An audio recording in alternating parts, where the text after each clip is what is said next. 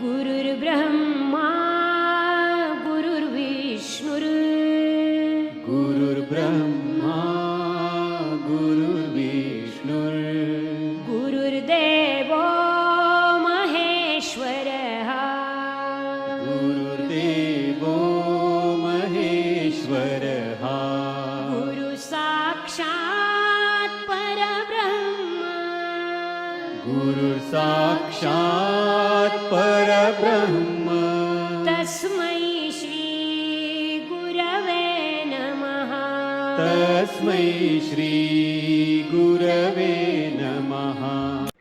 यदा यदा हि धर्मस्य ग्लानिर्भवति भारत अभ्युत्थानं धर्मस्य तदात्मानं सृजाम्यहम् परित्राणाय साधूनां विनाशाय च दुष्कृतां धर्म संस्थापनार्थाय संभवामि युगे युगे।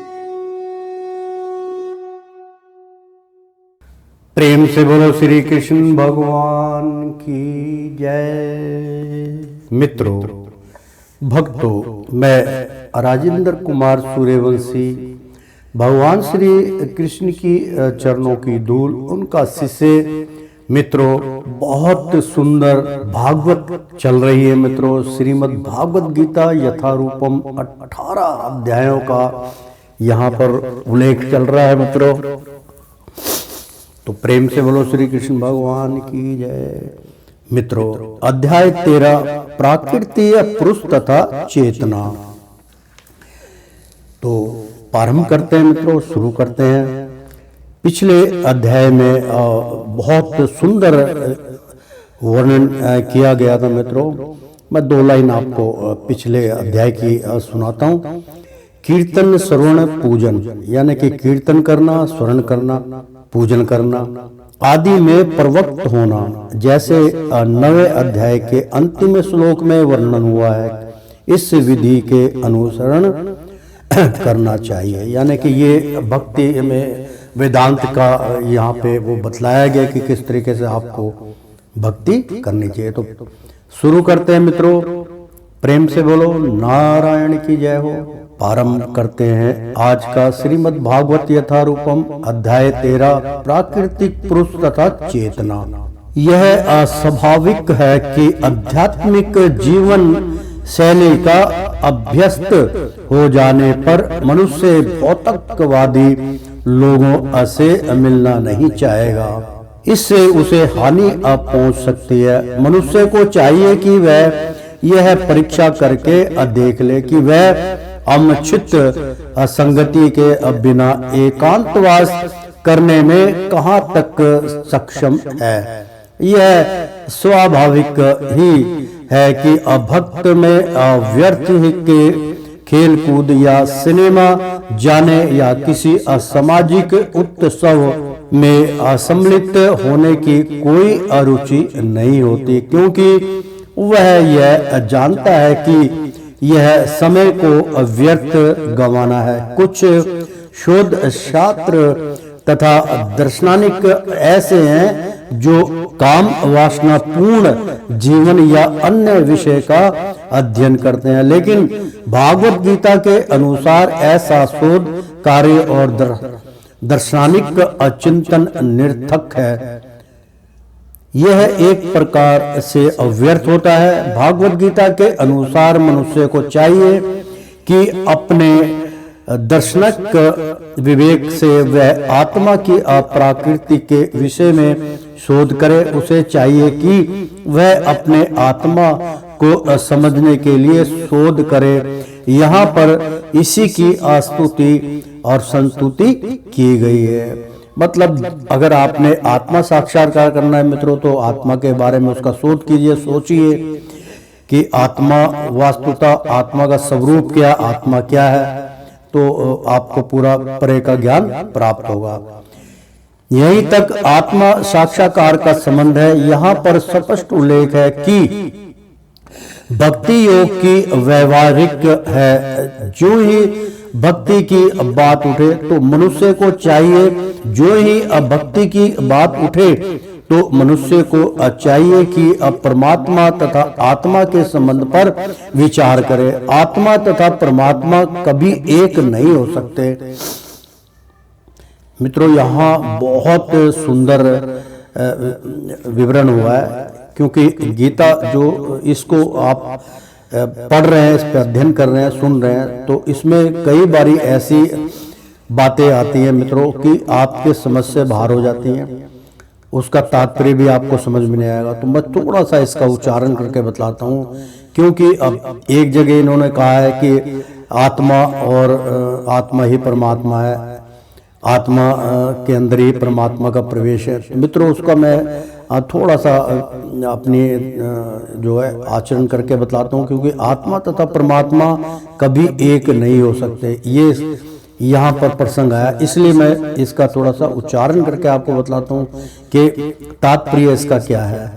जहाँ तक के आत्मा साक्षात्कार का संबंध है, वहां पर स्पष्ट उल्लेख है कि भक्ति योग ही व्यवहारिक है, यानी कि आप अपने पूरे संसार में रहकर भक्ति योग द्वारा आत्मा का साक्षात्कार आप कर सकते हैं।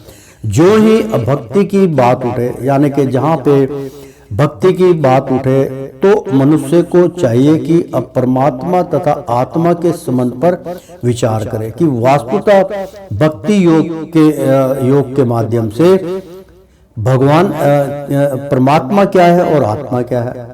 मित्रों, इसका मैं बताना चाहता हूं कि परमात्मा तथा आत्मा, यहाँ पर पहले थोड़ा सा पूरा प्रसंग करूं। परमात्मा तथा आत्मा के संबंध पर विचार करें। ठीक है जी, आत्मा और परमात्मा दोनों में विचार रखते हैं। आत्मा तथा परमात्मा कभी एक नहीं हो सकते। यहाँ पर आदमी की कुंडी फंसेगी कि भाई एक तरफ तो आप कह रहे हैं विचार करिए, एक पर कह रहे दोनों एक हो नहीं सकते। इसकी वास्तुता क्या है, मैं वो बतलाना चाह रहा हूं आपको। विशेषतया भक्ति योग में तो कभी नहीं परमात्मा के प्रति आत्मा की यह सेवा नित्य है, जैसा कि स्पष्ट किया गया है। अतः भक्ति शाश्वत नित्य है। मनुष्य को इसी दार्शनिक धारणा में स्थित होना चाहिए। मतलब मित्रों ये है कि परमात्मा तथा आत्मा के संबंध में विचार करें। आत्मा तथा परमात्मा कभी एक नहीं हो सकते, यानी कि दोनों की विचारधारा जो है अलग अलग आपको सोचना चाहिए। कि एक तरफ भागवत हमारी ये कहते हैं कि आत्मा ही परमात्मा है, लेकिन आत्मा का जो रूप है और परमात्मा का रूप है दोनों पृथक है। जैसे माँ अलग होती है, पिता अलग होता है, पुत्र अलग होता है, बेटा अलग होता है, पुत्री अलग होती है, पुत्र अलग होता है। इसी प्रकार से होते एक ही बीज के पौधे, लेकिन उनका जो तात्पर्य वो अलग अलग है, पृथक पृथक रहते हैं। जैसे कि परमात्मा तथा आत्मा का भी यहाँ पे विचार चल रहा है। आत्मा तथा परमात्मा कभी एक नहीं हो सकते, यानी कि दोनों को आप अलग समझिए कि आत्मा के द्वारा तो हम परमात्मा के पास पहुंचेंगे। परमात्मा का अंश है उसके अंदर, आत्मा जो परम ज्योति है, आत्मा रूप में भगवान का ही प्रकाश है, तो आत्मा के द्वारा हम परमात्मा तक पहुंचेंगे। लेकिन ये मत सोचो कि आत्मा का साक्षात्कार हो गया तो आपने भगवान का साक्षात्कार कर लिया, ऐसा विचार नहीं है। आत्मा का साक्षात्कार होने के बाद ब्रह्मा से आप पर ब्रह्मा में विलीन हो जाएंगे। आपको परमात्मा के परेलोकों का ज्ञान प्राप्त होगा, परलोक देखेंगे, भगवान के परेलोक में जाके दर्शन करेंगे। भक्ति प्रबल हो गई तो भगवान स्वयं आपके सामने खड़े होंगे, दर्शनार्थ होंगे। कहने का तात्पर्य मित्रों यह है कि परमात्मा के प्रति आत्मा, अब ये लिखा है कि आत्मा तथा परमात्मा कभी एक नहीं हो सकते, विशेषतया भक्ति योग में तो कभी नहीं। यानी कि भक्ति योग के द्वारा आप सोचो कि हम दोनों को एक कर दें, लेकिन भक्ति योग तो प्रभु के तरफ आपका ध्यान केंद्र करेगी, वो बुद्धि, मन और त्रिकुटी से है। आत्मा जो है वो इससे सबसे भिन्न है। इसलिए आत्मा का साक्षात्कार तो स्वयं आपको खुद पीड़ा मार के बैठना पड़ेगा और उसका ध्यान करना पड़ेगा, तब आत्मा का विशेषण होगा।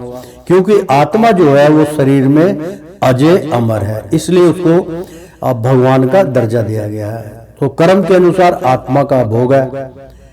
अगर आपने इस जन्म में कर्म को अपना सुधार लिया तो उसी जन्म में उसको वो प्राप्त होगी शक्ति, उसी जन्म में उसको आत्मा शुद्ध हो जाएगी, परलोक में उसको स्थान मिलेगा, पितर लोक में स्थान मिलेगा, किसी भी लोक में, चंद्रलोक में, जिस लोक को आप देख सकते हैं तो उस लोक में वहां तक उनको स्थान मिल जाता है मित्रों। तो परमात्मा कभी एक नहीं हो सकते, इसलिए इसकी विशेषता भक्ति योग में तो कभी नहीं। मतलब भक्ति योग के द्वारा आप सोचो कि आत्मा और परमात्मा को हम एक साथ समझ लें, बिल्कुल नहीं। भक्ति योग का मतलब है कि मेरे को मोक्ष चाहिए, उसके बाद मेरे को मुक्ति चाहिए, इस जीवन मृत्यु के आवागमन से मुझे छुटकारा मिले तो मेरे को पहले मोक्ष प्राप्त करना पड़ेगा। और मोक्ष कैसे प्राप्त होगा? भक्ति वेदना, भक्ति करोगे तो मोक्ष की मार्गदर्शन होगा, तब आपको आगे आपकी मुक्ति मिलेगी, अन्यथा आना जाना लगा रहेगा। तो साफ सुथरी सी यहाँ पे इसका योग है, इसलिए वो कह रहे हैं कि दोनों में पृथक है। तो हम दोनों में आत्मा के क्योंकि आत्मा अजय अमर है, आत्मा जो है नाशवान नहीं है, शाश्वत है। आत्मा जो शाश्वत है, क्योंकि दो ही प्रकार की आत्मा होती है। जैसे कर्म किए आपने, या तो प्रेत जूनी आत्मा आपको अंत में होगी, और प्रेत जूनी वाला जो कार्य करेंगे आप तो प्रेत जूनी होगी। जो उसमें 5 बतलाए गए, त्याग बतलाए गए, क्रोध मोह माया, ये अटरम बटरम, ये सबको त्याग दो तो सीधी सी बात है आत्मा शुद्ध हो जाएगी। ये सब अंदर रहेंगे तो प्रेत जूनी प्राप्त होगी, प्रेत जूनी में भटकोगे, स्थान ढूंढोगे, मकान ढूंढोगे, अपना कहाँ पे प्रवेश करें, नहीं मिलेगा। फिर भगवान जब तड़पने ज्यादा लगता है तो जो है पशु जूनी में डाल देते हैं। तो मित्रों ये छोटी सी बात नहीं है, बहुत बड़ा योग था इसके अंदर।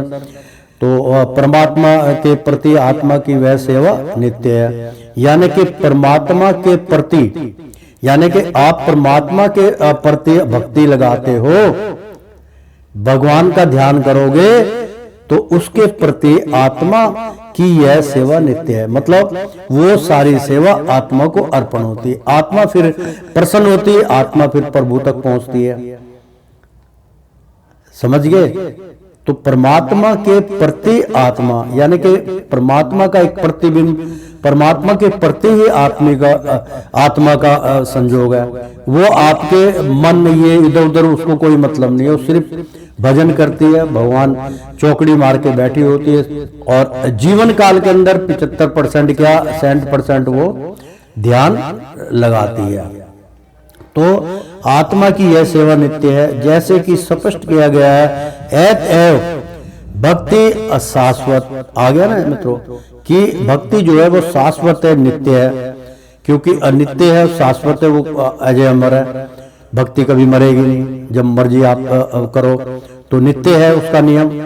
तो मनुष्य को इसी दार्शनिक धारणा में स्थित होना चाहिए, ये अपने अंदर धारणा बना लेनी चाहिए। श्रीमद् भागवत में 1-2-11 व्याख्या की गई है, वदन्ति वदन्त तत्तवा विद्यशतवा यं ज्ञानम दृश्यानम। जो परम सत्य के वास्तविक ज्ञाता है वे जानते हैं कि आत्मा का साक्षात्कार 3 रूपों में किया जाता है, ब्रह्मा, परब्रह्मा तथा भगवान। तो मित्रों ब्रह्मा, परमात्मा तथा भगवान, 3 इनका जो है साधन बतलाए गए हैं आत्मा के साक्षात्कार के मित्रों। तो अध्याय 13 प्राकृतिक पुरुष तथा चेतना परम सत्य के साक्षात्कार में भगवान प्रकाष्ठा होते हैं। प्रकाष्ठा का मतलब होता है मित्रों प्रसन्न करना, और प्रसन्न होते हैं और उसमें ही अविलीन हो जाते हैं। परम सत्य के साक्षात्कार में भगवान प्रकाष्ठा होते हैं, प्रसन्न होते हैं। अतएव मनुष्य को चाहिए कि भगवान को समझने के पद तक पहुंचे और भगवान की भक्ति में लग जाए, यही ज्ञान की पूर्णता है।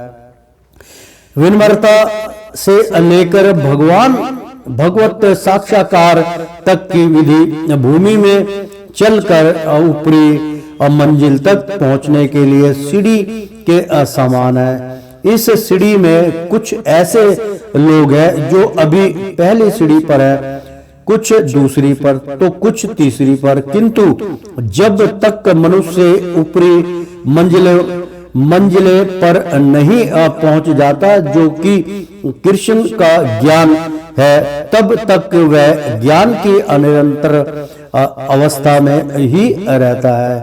यदि कोई ईश्वर की बराबरी करते हुए आध्यात्मिक ज्ञान में प्रगति करना चाहता है तो उसका प्रयास विफल होगा। यह स्पष्ट कहा गया है कि विनम्रता के बिना ज्ञान संभव नहीं है। तो प्रेम से बोलो श्री कृष्ण भगवान की जय। कि अनिम्रता मतलब विनम्रता के बिना ज्ञान असंभव नहीं है। अपने को ईश्वर समझना सर्वाधिक गर्व है। यद्यपि जीव सदैव प्रकृति के कठोर नियमों द्वारा ठुकराया जाता है तो फिर भी वह अज्ञान के कारण सोचता है कि मैं ईश्वर हूँ। ज्ञान का अशुभ प्रारंभ अमानित्व या विनम्रता से होता है। मनुष्य को विनम्र होना चाहिए। परमेश्वर के अप्रति अविद्रोह के कारण ही मनुष्य प्रकृति के अधीन हो जाता है। मनुष्य को इस सच्चाई को जानना और इससे विश्वस्त होना चाहिए। यत्र तव प्रवक्ष्यामि यज्ञः तवः मृतमश्यन्तेः अनादि मंत्र परम ब्रह्मणः सत्यनना साधु चत्यते। ज्ञानम जानने योग्य यते जो तत्व है अप्रवक्ष्यामि अब मैं बताऊंगा। यत जिसे ज्ञात्वा जानकर अमृत का आस्वादन करता हूँ।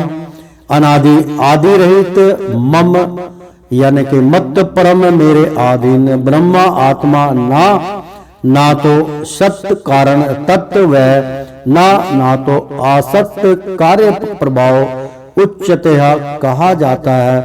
अनुवाद अब मैं तुम्हें गेह के विषय में बतलाऊंगा जिसे जानकर तुम अनित्य ब्रह्मा का आस्वादन कर सकोगे। यह ब्रह्मा या आत्मा जो अनादि है और मेरे अधीन है, इस भौतिक जगत के कारण से परे स्थित है।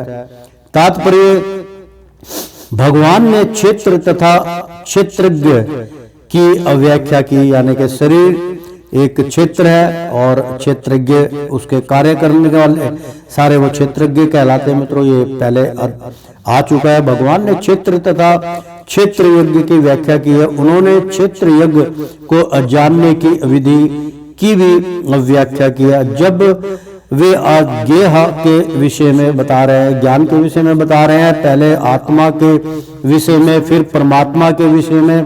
ज्ञाता एवं आत्मा तथा परमात्मा दोनों ही के अज्ञान से मनुष्य जीवन अमृत का आस्वादन कर सकता है। जैसा कि द्वितीय अध्याय में कहा गया है, जीव नित्य है, इसकी भी यहाँ पुष्टि हुई है। जीव के उत्पन्न होने की कोई निश्चित तिथि नहीं है, ना ही कोई परमेश्वर से जीव आत्मा प्रकट्य का इतिहास बता सकता है। एव वह अनादि है, इसकी पुष्टि वैदिक सत्य से होती है। ना जते प्रियतया यानी कि ना जानना, या ना जयते प्रियते वह विपश्चित है। कठो अपनिषद में 1:2:18 में शरीर का अज्ञाता ना तो कभी उत्पन्न होता है और ना मरता है, वह ज्ञान से पूर्ण होता है। वैदिक सत्य में सवेतास्तोत्तर उपनिषद में 6:16 भी परमेश्वर को परमात्मा रूप में प्रधान क्षेत्र ज्ञानपति गुणग्रेश शरीर का मुख्य ज्ञाता तथा प्रकृति के गुणों का स्वामी कहा गया है। स्मृति वचन है दास भूतो हो हरे रेव न्यानः सैव्यो वादावचन, यानी कि मैं दोबारा श्लोक बहुत सुंदर है मित्रों। दास भूतो हो, दास भूतो हरे रेवः न्यायः सर्यवे कदाचन। जीव आत्माएं सदा भगवान की सेवा में लगी रहती हैं। मैंने इसका उल्लेख मित्रों बार बार आपको कहा है कि जीव आत्मा जो है भगवान का भजन कीर्तन सुनती रहती है, प्रेत आत्मा भी सुनती है। तो मित्रों यहाँ पे उसका भी वर्णन हुआ कि जीव आत्माएं सदा भगवान की सेवा में लगी रहती हैं। इसकी पुष्टि भगवान चैतन्य के अपने उपदेशों में भी है। अतः इस श्लोक में ब्रह्मा का जो वर्णन है वह आत्मा का है। और जब ब्रह्मा शब्द जीव आत्मा के लिए व्यवहृत होता है तो यह समझना चाहिए कि वह आनंद ब्रह्मा ना होकर विज्ञान ब्रह्मा है। आनंद ब्रह्मा ही अपरम ब्रह्मा भगवान है। प्रेम से बोलो नारायण की जय हो। सर्वतः प्रणयापारमं तस्य तत्सर्वतोषः शिक्षरो मुखम सर्वतः श्रुतिमलोकया सर्वमतम अविर्त्यः तिशान्तिः।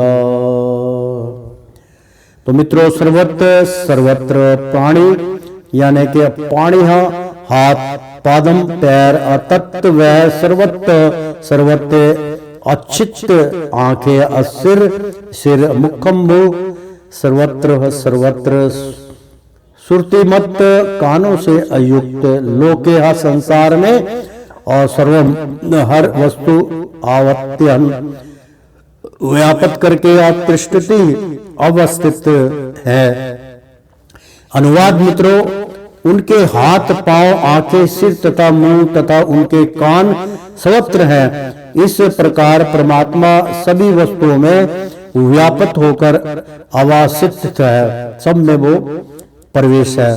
तात्पर्य जिस प्रकार सूर्य अपनी अनंत रेशमियों को विकीर्ण करके स्थित है इसी प्रकार परमात्मा या भगवान भी है।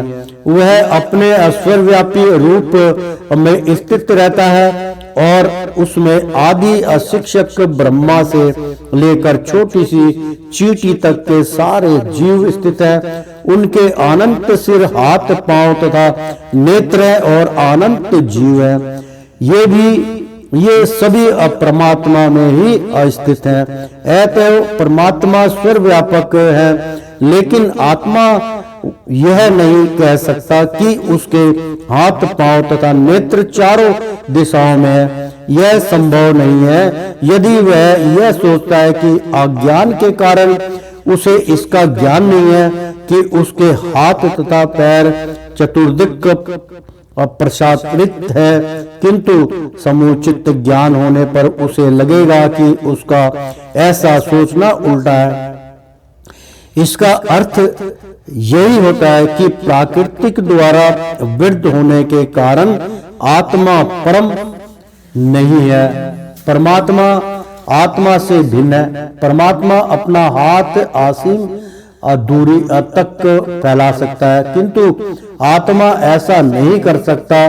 भागवत गीता में भगवान कहते हैं कि यदि कोई उन्हें पत्र पुष्प या जल अर्पित करता है तो वे उसे स्वीकार करते हैं। यदि भगवान दूर होते तो फिर इस वस्तुओं को वे कैसे स्वीकार करते हैं और स्वीकार कर पाते हैं। बहुत सुंदर आपके मन में जो विचार आया उसका प्रसंग इस भागवत में है, ध्यान से सुनिएगा।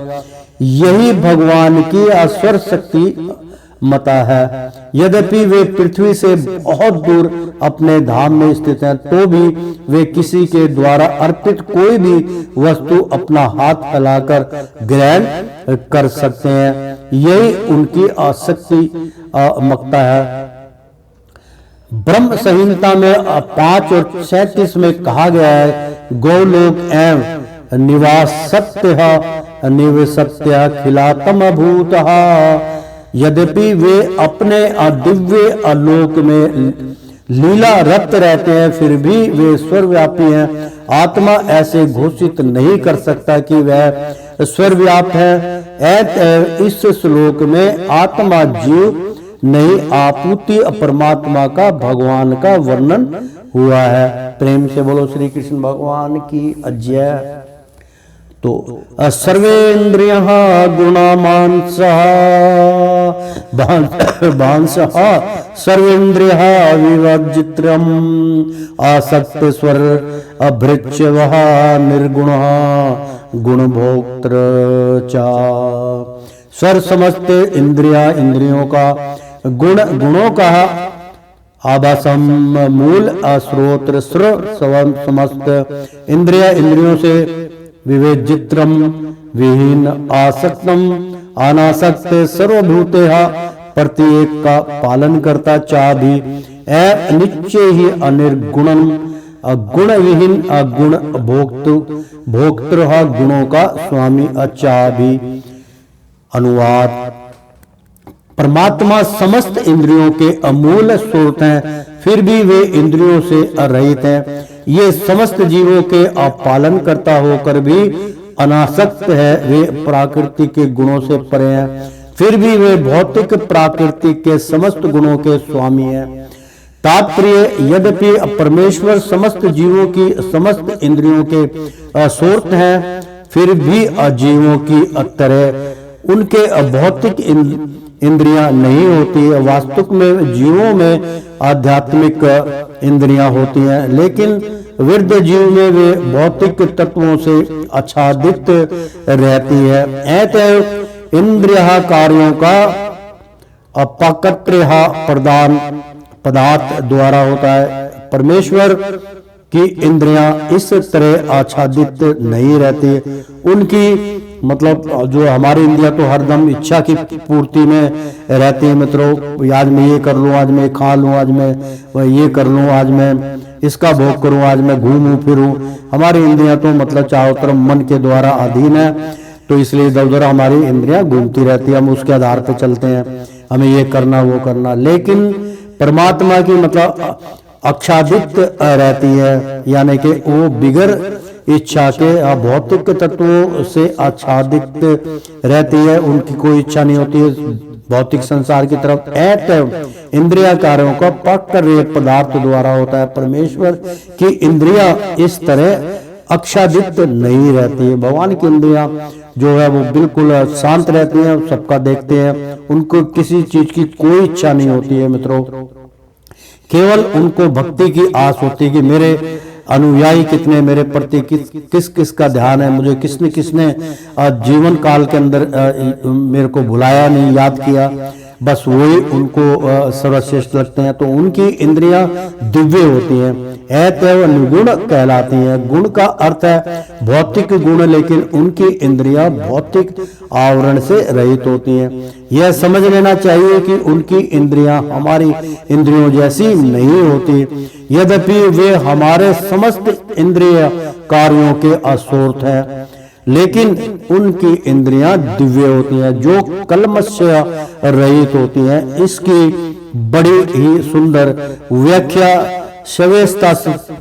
शवेस्तस्तवत्र उपनिषद में 3:19 में अपराणे पादो जवनो गृंता, ये उसमें श्लोक है मित्रों कि आपण्य पादो जवनो ग्रहीता, यानी कि मित्रों श्लोक में हुई है भगवान के हाथ भौतिक कलमशों से अप्रस्त नहीं होते, अतः उन्हें जो कुछ अर्पित किया जाता है वे अपने हाथों से ग्रहण करते हैं। वृद्ध जीव तथा परमात्मा में यही अंतर है, उनके भौतिक नेत्र नहीं होते, फिर भी उनके नेत्र होते हैं, अन्यथा वे कैसे देख सकते हैं? वे सब कुछ देखते हैं, भूतकाल, वर्तमान काल तथा भविष्य काल।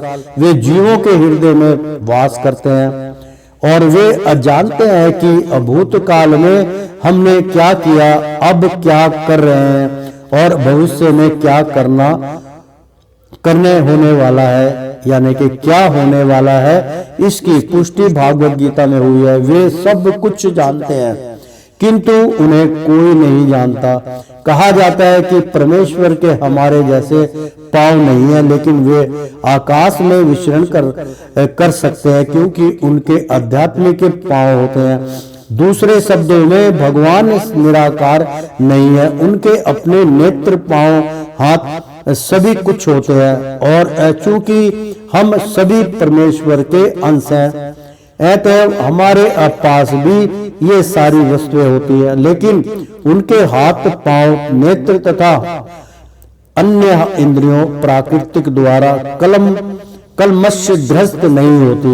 भागवत गीता से भी पुष्टि होती है कि जब भगवान प्रकट होते हैं तो वे अपनी अंतरंगना यानी कि अंतरंगा शक्ति से यथा रूप में प्रकट होते हैं। वे भौतिक शक्ति द्वारा कलमशग्रस्त नहीं होते हैं क्योंकि वे भौतिक शक्ति के भी स्वामी हैं। भौतिक सत्य से हमें पता चलता है कि उनका सारा शरीर आध्यात्मिक है, उनका अपना नित्य स्वरूप होना और होता है जो सच्चिदानंद विग्रह है। वे समस्त ऐश्वर्यों से पूर्ण है, वे सारी संपत्ति के स्वामी हैं और सारी शक्ति के स्वामी हैं। वे सर्वाधिक बुद्धिमान तथा ज्ञान से पूर्ण है। ये भगवान के कुछ लक्षण हैं। वे समस्त जीवों के पालक हैं और सारी गतिविधि के साक्षी है। जहां तक वैदिक सत्य से समझा जा सकता है, परमेश्वर सदैव दिव्य है। यद्यपि हमें उनके हाथ, पांव, सिर, मुख नहीं दिखते, लेकिन वे होते हैं और जब हम दिव्य पद तक ऊपर उठ जाते हैं तो हमें भगवान के स्वरूप के दर्शन होते हैं। कलमशग्रस्त इंद्रियों के कारण हम उनके स्वरूप को देख नहीं पाते। अतः निर्वेशवादी भगवान को नहीं समझ सकते क्योंकि वे भौतिक दृष्टि से प्रभावित होते हैं। प्रेम से बोलो श्री कृष्ण भगवान की जय। बर्हिंत्र सर्वः भूतानामक्षरः चरमे वाचा असूक्ष्म तवः तत्तद्विज्ञः दूर संत चातिंत के चातत्वा। बहुत सुंदर श्लोक है मित्रों। इसमें एक बार फिर मैं इसका उच्चारण करके बतलाता हूँ। बहुत सुंदर श्लोक मित्रों। बाह्यंत्र श्रोह भूता नाम चरह चरमेव चा सूक्ष्म तत्वा तत्दवि अज्ञे दूरसंत चानिंत के चा तत्तः। बहुत सुंदर। अर्थात मित्रों, बही बाहर, अंत भीतर, चा भी भूता नाम जीवों का, आचरणम जड़, चरणम जंगम एवं अभी चा तथा सूक्ष्मता व सूक्ष्म होने के कारण तत्व अविशेषम अज्ञास्यम अज्ञे की दूर, ज्ञान से यानी कि ज्ञान से अज्ञान से दूर, अदूर अस्थम दूर स्थिति, चा भी अनंत के पास, चा तथा तत्व व अनुवाद, परम सत्य जड़ तथा जंगम समस्त जीवों के बाहर तथा भीतर स्थित है। सूक्ष्म होने के कारण वे भौतिक इंद्रियों के द्वारा जाने जाने या देखे जाने से परे हैं।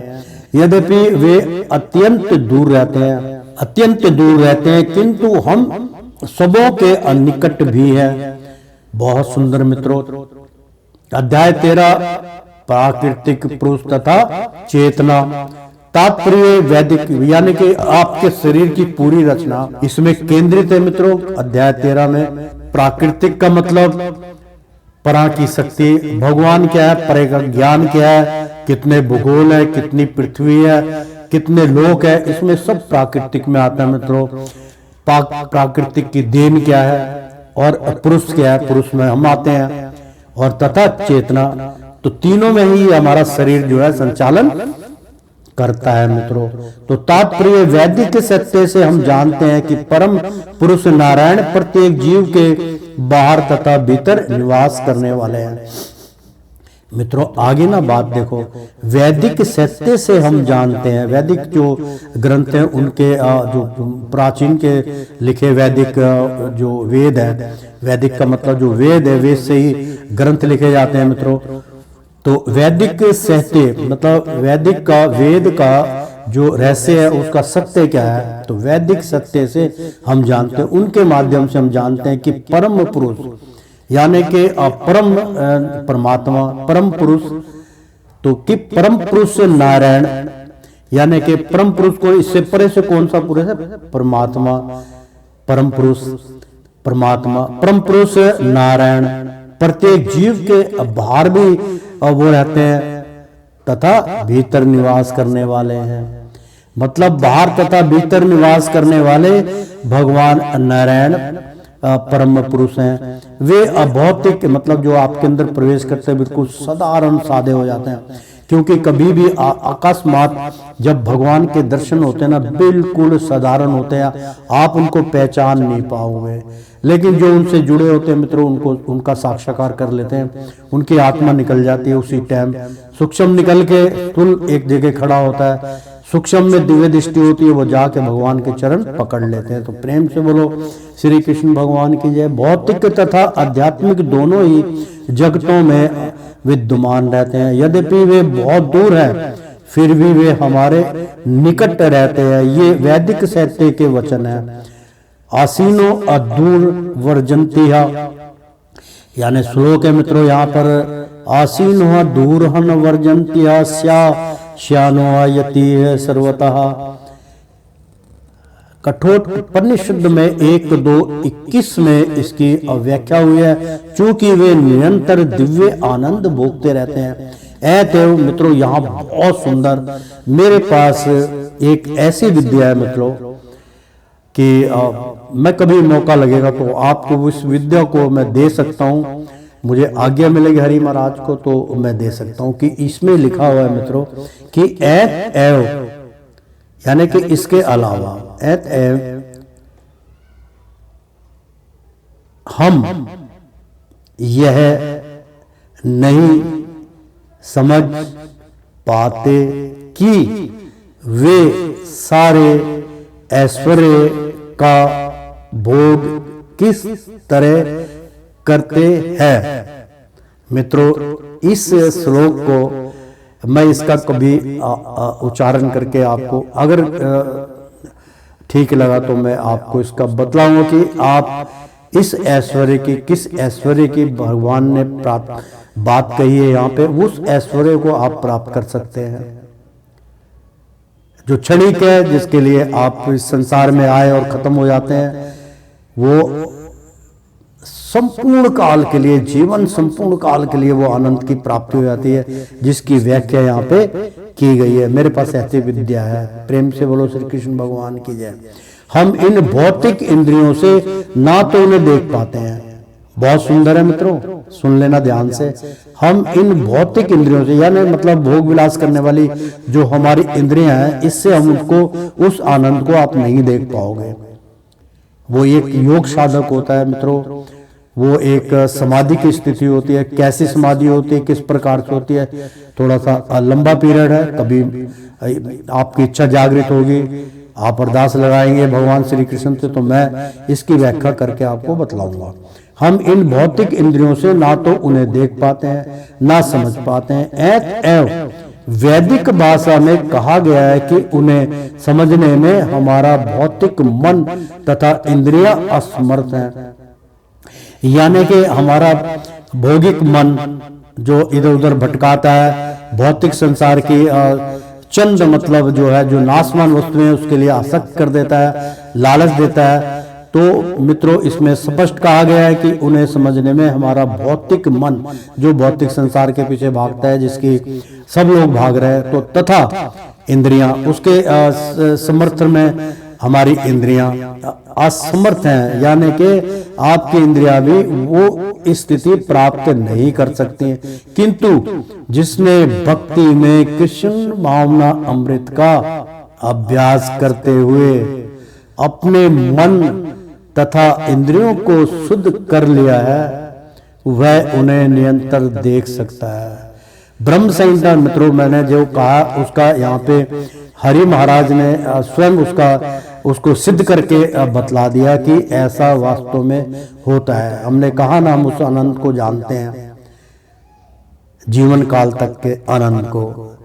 तो ये नहीं है कि जीवन काल के आनंद को कैसे जानेंगे कि जी आप जो है भक्ति में लगे हुए कीर्तन कर रहे हैं, बिल्कुल नथिंग। कहा ना, भौतिक भोग के लिए वो सब चीजें प्राप्त नहीं होती जिसकी व्याख्या की गई है। तो इसमें स्पष्ट कहा कि वह उन्हें निरंतर देख सकता जो अपने मन तथा इंद्रियों को शुद्ध कर लेता है, कर लिया है, मतलब मन और इंद्रियां दोनों को शुद्धिकरण में ले आए तो वह उसे देख सकता है। तो ब्रह्म संहिता में इसकी पुष्टि हुई है कि परमेश्वर के लिए जिस भक्त में प्रेम उपज चुका है, बहुत सुंदर मित्रों, कि परमेश्वर के लिए जिस भक्त में प्रेम उपज चुका है वह निरंतर उसका दर्शन कर सकता है। और भागवत गीता में 11:54 में इसकी पुष्टि हुई है कि उन्हें केवल भक्ति द्वारा देखा तथा समझा जा सकता है। भक्त्या तवन्यया शक्यः। और मित्रों, आप गुरु के बिगर, गुरु की प्राप्ति के बिगर आपको कुछ प्राप्ति होगा। गुरु धारण कीजिए, संपूर्ण गुरु आप जो सारे मतलब जो है ज्ञाता है और आपको प्रत्येक ज्ञान दे सके, जो सवाल का उत्तर दे सके, उसको आप ग्रहण कीजिए। तो अविभक्तः चा भूतेषु विभक्तमिव चा स्थितं भूतमित्रं चाह तज्ञेय तज्ञः ग्रंथण परभंश प्रभु विष्णु चाह। अविभक्तम बिना विभाजन के चा भी भूतेषु समस्त जीवों में अविभक्तम बटा हुआ, विभाजन मतलब विभक्तम यानी कि विभाजित, जिसका विभाजन हो जाता है मित्रों, बटा हुआ। ये मानो चा भी अस्थितम, ये स्थितम स्थित, एक जगह पे टिक जाओ।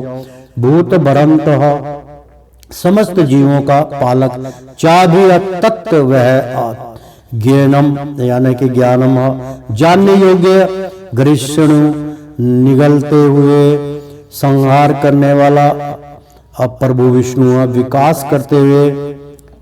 चा अभी अनुवाद, यद्यपि परमात्मा समस्त जीवों के माध्यम विभाजित प्रतीत होता है, लेकिन वह कभी भी विभाजित नहीं है, वह एक रूप में स्थित है। यद्यपि वह प्रत्येक जीव का पालक करता है, लेकिन वह समझना चाहिए कि वह सर्वों का संहार करता और सर्वों को जन्म देता है। तात्पर्य, भगवान सबों के हृदय में परमात्मा रूप में स्थित है। तो क्या इनका अर्थ यह हुआ कि वे बटे हुए हैं? नहीं, वास्तव में वे एक हैं। यहाँ पर सूर्य का उदाहरण दिया जाता है। सूर्य मध्य समय अपने स्थान पर रहता है, लेकिन यदि कोई चारों ओर 5000 मील की दूरी पर घूमे और पूछे कि सूर्य कहाँ है, तो सभी लोग यही कहेंगे कि वह उसके सिर पर चमक रहा है। वैदिक साहित्य में यह उदाहरण यह दिखाने के लिए दिया गया है कि यद्यपि भगवान अभी भाविजित है, लेकिन इस प्रकार स्थित है मानो विभाजित हो। यही नहीं, वैदिक साहित्य में यह भी कहा गया है कि अपनी स्वर शक्ति मक्ता के द्वारा एक विष्णु अस्वत्र विद्यमान है। जिस तरह अनेक पुरुषों को एक ही सूर्य की प्रतीति अनेक स्थानों में होती है। यद्यपि परमेश्वर प्रत्येक जीव के पालन करता है, किंतु प्रलय के समय सबों का भक्षण कर जाते हैं। इसकी पुष्टि 11वें अध्याय में हो चुकी है, जहां भगवान कहते हैं कि वे कुरुक्षेत्र में एकत्र सारे योद्धाओं का भक्षण करने के लिए आए हैं। उन्होंने वह भी कहा है कि वे काल के अरूप में सबका भक्षण करते हैं। वे सबके प्रलयकाली और संहारकर्ता जब सृष्टि की जाती है तो वे सबों को अमूल स्थिति से विकासित करते हैं और प्रलय के समय उन सब को निगल जाते हैं। वैदिक स्तोत्र पुष्टि करते हैं कि वे समस्त जीवों के मूल तथा सबके आश्चर्य स्थल हैं। सृष्टि के बाद सारी वस्तुएं उनकी स्वर शक्ति मक्ता पर टिकी रहती है और प्रलय के बाद सारी वस्तुएं पुण्य उन्हीं में विश्राम पाने के लिए लौट आती हैं। ये सब वैदिक स्तोत्रों की पुष्टि करने वाले हैं। यतो वा इमानिहा भूतानि जनन्तिहा येन जातानि जीवन्तिहा यत्र पर्यन्त विशा विश्वन्तिहा तद ब्रह्मा तद विद्या ज्ञान सवा। तैत्रीय उपनिषद में 3:1 में अज्योतिषा अमपि यानी कि ज्योतिहा सहमपिह तज्ज्योतिषत्तमस्यः पर मुच्यते ज्ञानज्ञा ज्ञानज्ञा ज्ञानगम्या आद्या सर्वस्यः विश्वतम। यानी कि ज्योतिषम समस्त प्रकाशमान वस्तुओं में अपि अभी तत्व व ज्योति प्रकाश का स्रोत तमस्य अंधकार परंपरे उजयते कहलाता है। ज्ञानम ज्ञान ज्ञान ज्ञानम जानने योग्य ज्ञान ज्ञानम ज्ञान द्वारा पहुंचने योग्य हृदय में ईश्वर से सब विश्वतम स्थित अनुवाद। ये समस्त अप्रकाशमान वस्तुओं के अप्रकाश स्रोत है और वे अभौतिक अंधकार से परे और आगोचर है। वे ज्ञान है और ज्ञेय है और ज्ञान के अलक्ष्य है। वे सबके हृदय में स्थित है। तात्पर्य परमात्मा या भगवान ही सूर्य चंद्र तथा नक्षत्रों जैसे समस्त प्रकाशमान वस्तुओं के अप्रकाश स्रोत है। वैदिक सत्य से हमें पता चलता है कि वैकुंठ राज्य में सूर्य या चंद्रमा की आवश्यकता नहीं पड़ती, क्योंकि वहां पर परमेश्वर का तेज जो है। मित्रों, बहुत सुंदर यहाँ पर एक ये प्रसंग आया है कि हमने कुछ समय पहले YouTube के माध्यम में और सोशल मीडिया के माध्यम में अपने मित्रों के माध्यम में एक क्वेश्चन पुट अप किया था, प्रश्न और उत्तर कि सत्य क्या है और झूठ क्या है। उसके एवज में हमने जो उत्तर दिया था मित्रों, उसकी व्याख्या इस भागवत में भी आ रही है। इसमें लिखा हुआ है, ध्यान से सुनेगा। पहले प्रश्न का उत्तर इसके अंदर आ चुका है मित्रों कि सत्य क्या है। तो मित्रों, हमने तो बहुत पहले इसका उत्तर दे चुके थे, लेकिन हरि महाराज सबके क्योंकि वो मेरे गुरु हैं, वो सबका मान सम्मान रखते हैं।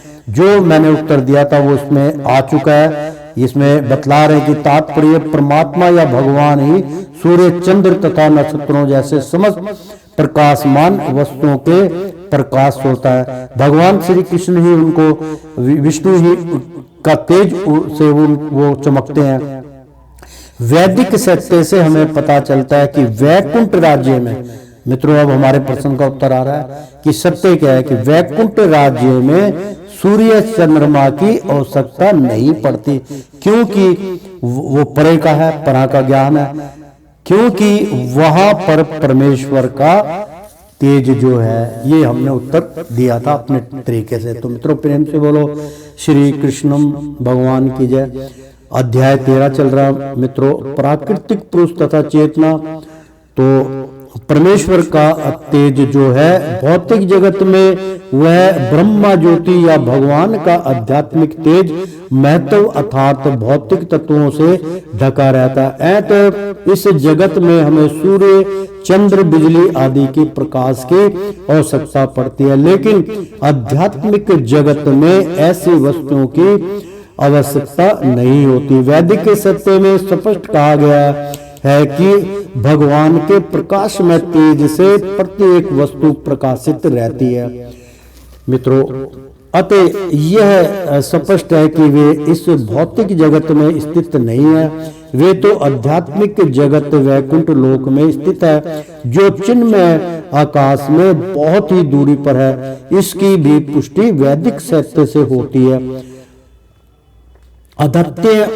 आदत्य वर्णन तमस्यः प्रस्तातत सबोतशत्रः, यानी कि सवेता सब तर उपनिषद में 3 और 8 में वे सूर्य की भांति अत्यंत तेजोमय है, लेकिन इस भौतिक जगत के अंधकार से बहुत दूर है। मित्रों, यहाँ पर मैं कुछ आपसे कहना चाहूंगा और साथ में क्षमा चाहूंगा कि मेरे को कहना पड़ता, जब यहाँ पे प्रसंग आता है सत्य को आप जान लीजिएगा।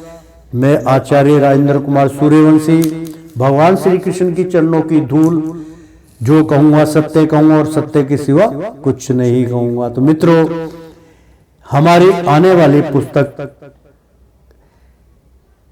भूखे पेट भजन ना होए गोपाला, तो मित्रों उस पुस्तक में मेरा अपना अनुभव आपको जो ये भागवत में बतलाया गया है वो कि ये संसार अंधकार में है, तो भगवान की ज्योति स्वरूप भगवान सत्य है, वो इस भौतिक जगत के प्रकाश से दूर है, ब्रह्म ज्योति है। उनका प्रकाश कैसा है, वो कैसे तेज में रहते हैं, गौलोक में उनका कैसे उनके तेज से वो सब कुछ बिगर सूर्य का चमकता है। मित्रों, इसकी उल्लेख हमने किया, उसमें सत्य का ज्ञान आपको प्राप्त होगा। तो प्रेम से बोलो श्री कृष्ण भगवान की जय। मित्रों, आने वाले समय में हमारी किताब जो है वो बहुत जल्दी उसका विमोचन हो जाएगा, मार्केट में आ जाएगी। मेरा आपसे निवेदन है, यदि आपने अपना जीवन सफल बनाना है तो उस पुस्तक को जरूर उसका अध्ययन कीजिए, उसको पढ़िए, किस प्रकार से भगवान दर्शनात् होते हैं, कैसे उनके पास जाए और क्या क्या चमत्कार वो संसार में दिखाते हैं, और जो वास्तुता चमत्कारी जो गुरु लोग हैं वो कैसे अदृश्य रहते हैं, ऐसे से बड़े चमत्कार करके उनको कोई जानता ही नहीं है। ये सब आपको उस किताब के माध्यम से ज्ञान प्रदान होगा। तो प्रेम से बोलो श्री कृष्ण भगवान की जय। तो श्रीमन नारायण नारायण हरि हरि, तेरी लीला सबसे न्यारी न्यारी, बोलो हरि हरि। ओ विष्णु नारायण नारायण हरि हरि, ओ नारद नारायण नारायण हरि हरि, ओ ध्रुव नारायण नारायण हरि हरि, ब्रह्मा विष्णु महेश्वरः नमः। तो प्रेम से बोलो श्री कृष्ण भगवान की जय। मित्रों, एक बार तय दिल से एक बार बोल दो ना, राधे राधे कृष्णम कृष्णम